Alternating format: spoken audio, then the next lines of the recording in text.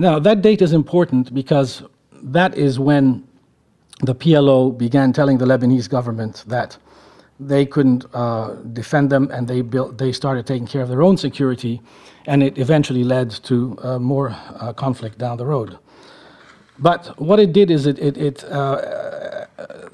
escalated the crisis, but it also showed that it also proved the point that the more you leave the Middle East region without trying to solve the problems, the greater the problems will develop. And I'll come back to that in a second.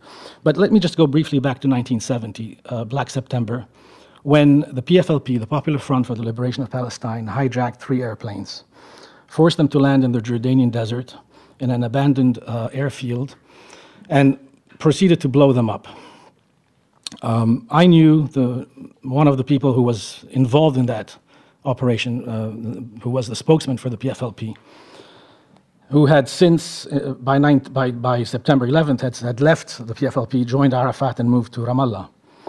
So the day after September 11th, I phoned him. I called him up in Ramallah, and I said, "What do you think of what happened yesterday with 3 planes? There were a lot of similarities between Black September and September 11th." And he screamed at me on the phone. He said, "These people are animals. These people are terrorists." And it forced me to pause for a minute and said, here is someone who was accused of terrorism, who the Israelis have tried to kill on a number of times, who received a booby-trapped letter and blew up part of his face and his hands, who calls other people terrorists. So I reflected on that and came to the conclusion that there are 2 types of quote-unquote terrorists: negotiable and non-negotiable terrorists. And not negotiating with negotiable terrorists delays the peace process, delays and allows for more violence to happen. If you look at the relationship with the PLO that the United States had in the 70s, where they were not allowed to talk to the Palestinians, as a result, it just delayed further the peace process. And now we're doing the same mistakes again with Hamas and Hezbollah. Not all terrorists are born equal, if you know what I mean. And I'll tell you a little story about a personal experience. In the mid-70s, I was in Istanbul. There was an incident on May Day, May 1st, when there was a major demonstration, and about 25 people were killed. So a week later, the Turkish left, called for a counter-demonstration. And my editor said, "Go to Istanbul, there's going to be trouble." So I was standing in the main square in Taksim Square in Istanbul when this young Turkish journalist comes up to me. So hardly spoke any English, just a few words of English, a few words of French, a few words of Arabic. Introduced himself, and we sympathized, and I invited him to lunch. And when the bill came, I took out my credit card, and he said, "What is that?" He had never seen a credit card. So I explained the finer points of capitalism. You spend money you don't have. And anyway, so after lunch, he went his way, I went mine. Fast forward to 1982, the Israeli invasion of Lebanon. He shows up. He's now working for a French agency, speaking decent French, passable English. He takes me out to dinner, and the bill comes, and he pulls out his credit card. He says, "I have to tell you a story." He says, "I'm not Turkish, I'm Kurdish." Okay. He said, "When we met, I was involved with the PKK, the Turkish Workers' Party, and I was going to hijack an airplane and demand the release of Kurdish prisoners held by the Turks. Knowing full well that the Turks don't negotiate with terrorists, I was going to blow up the plane, the passengers, and myself. And what made me change my mind was your credit card. And you. I wanted to be an international journalist like you, but it was the credit card that really helped me change my mind." So I always say that's another reason never to leave home without it,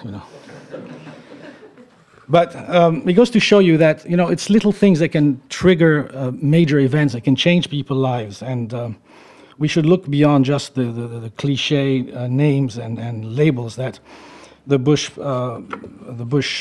administration tended to use quite a lot. But then what happened to the conflict was that another major development was that it transformed itself. It morphed from a problem of real estate to a problem of religion. And when you bring God into any conflict, it just amplifies it tremendously and makes it all the more complicated. But I spoke of the Bush paradox and the paradox of history. A little word about the Arab paradox. Now, the Arab world is very rich in resources, both human and natural. And you've got great paradoxes where places like Dubai, you have hotels with gold-plated faucets, hotels underwater, the world's biggest island, the tallest building. And at the same time, in other parts of the Arab world, you have lack of education, opportunity for the young people, lack in human rights, individual liberties, etc. Another paradox is every year at around the same time, about 1,400 top minds, as they are called, of the region and the world, in fact, are invited to meet at the Dead Sea for the Economic Forum, which is also called the Davos of the Middle East, where everybody agrees to what the problems of the region are, and they agree to what needs to be done to solve them, yet nothing happens until the next year when they meet again and discuss the same things over again. And I went to about 3 or 4 of these, and it's usually the same thing. Now, wisdom would dictate that you solve the Middle East political crisis and you help solve the other troubles of the region, but unfortunately, often wisdom is what is missing in this part of the world. Wisdom is missing, along with, as we said, human rights and other liberties. And according to, and this is where I come down hard on some of the region, according to a report funded, that was issued a few years ago, I think 2 or 3 years ago, the Middle East was found to have the most not free countries in the world, quote unquote, not free countries in the world. And amongst the worst of the worst were 3 of them that were singled out: Syria, Libya, and Sudan, which join a not so prestigious club with North Korea, Turkmenistan, Uzbekistan, Burma, and Cuba as some of the worst countries in the world to live in. You have exceptions like Lebanon, where some progress was made after the what was called the Cedar Revolution, but alas, unfortunately, with what happened with Hezbollah a year and a half ago, 2 years ago, when Hezbollah went in and used force, it has regressed, and Hezbollah now doesn't accept any criticism of it, and there has been some regression in terms of freedom of speech and freedom of the press. Now, my book is called While the Arab World Slept. And when I mentioned that to several Arab ambassadors here, they said, while the Arab world slept, why did it ever wake up? The region is still sleeping. And that's a very sad statement, in fact, to say. But it is so. And as at the end of the day, everything is economy-driven. I think eventually the Arab world will wake up and start to change. And we've seen the beginning of the change, although it's not the Arab world, was Iran last June, when people took to the streets despite the threats, and we've seen what has happened to a lot of the demonstrators. But I think it's inevitable that people will one day wake up and take their future into their own hands. I will stop here, and I will be happy to take any questions you may have. Thank you very much. Thank you for that very interesting analysis. I think I'll start. There's so much to begin with. I mean, we're talking about the Middle East being behind in so many ways. The Bush administration, when it sort of launched its war on terror and its war against Afghanistan and Iraq, also talked about pushing Arab regimes toward democracy and greater freedoms, which frankly was welcomed by many, as we know, civil rights activists within these countries.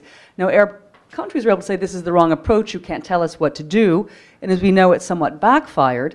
But now you have an Obama administration that's taking pressure off of Arab governments because it wants to engage them, and now you've got local civil rights activists in places like Syria and Egypt saying, uh-oh, don't forget democracy, don't forget to keep the pressure on Arab regimes. Can you talk a little bit about what the balance should be? How can the West sort of help civil society activists to pressure their governments to do more?